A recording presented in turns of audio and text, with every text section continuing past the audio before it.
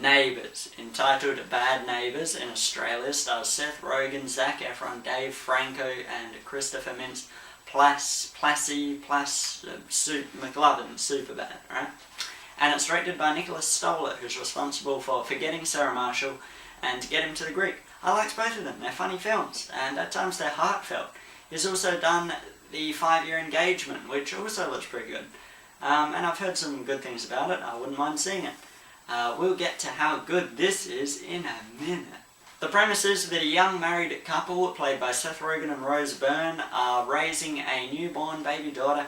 They both sort of miss the good old days, but at the same time they're looking forward to settling down as a family.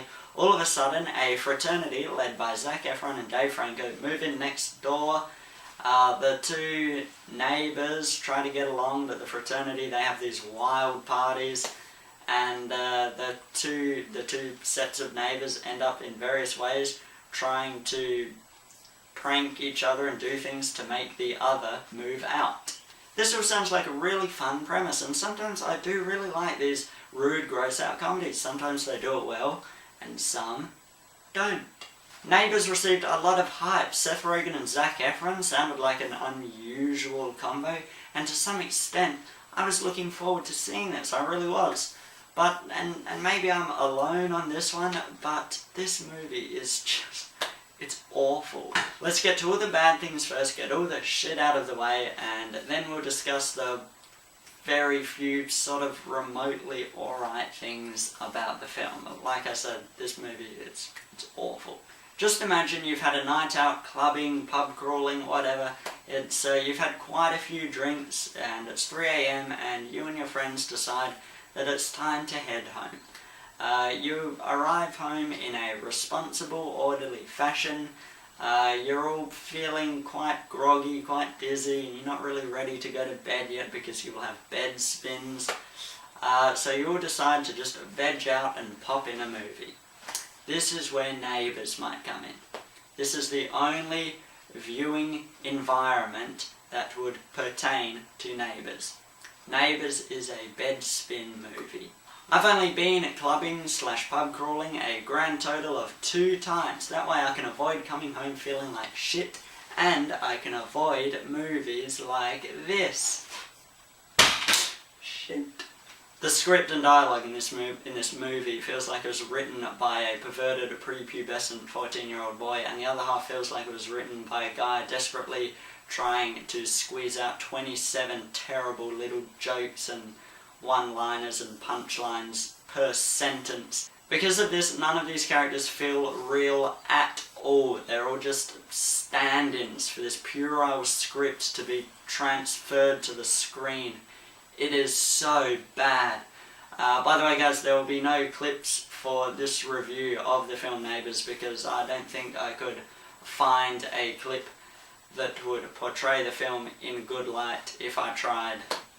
The last thing I want is to come off as that pretentious critic douche, and again, I can name at least 20 of these gross-out, rude comedies. They've kind of become a genre of their own. These MA-rated Seth Rogen, James Franco's, Judd Apatow kind of comedies.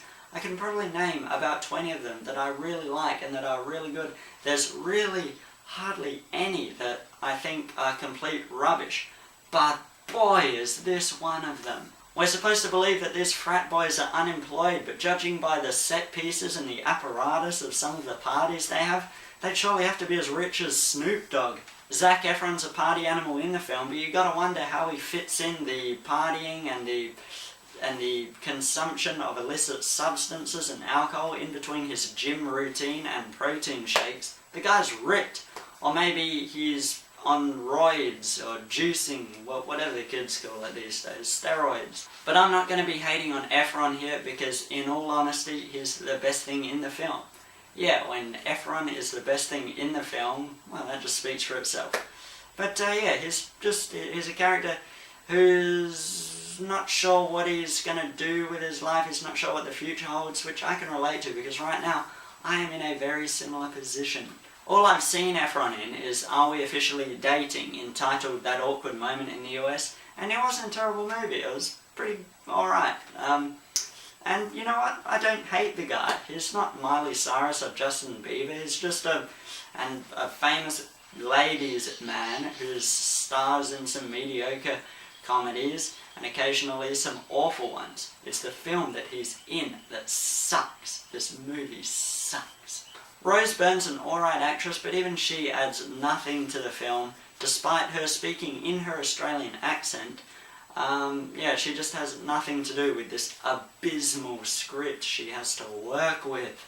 Neighbours is just an awful movie, guys. I hope they never make a sequel. There's no reason to see it. And the only way it could be perhaps mildly enjoyed is if you're off your chops on various substances, and anything that requires you to be heavily inebriated to be able to remotely enjoy, it can't be very good, can it? 2 out of 10 for Neighbours. Guys, I'm sorry to have to tell you how horrible I thought Neighbours was. I did not like this movie. You might have liked it, and that's fine. It's, you know, some people might find it hilariously funny. I'm not judging or anything. I did not enjoy this movie.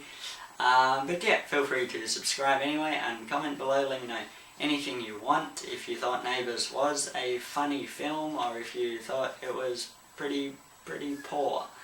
But yeah, I'll see you next time.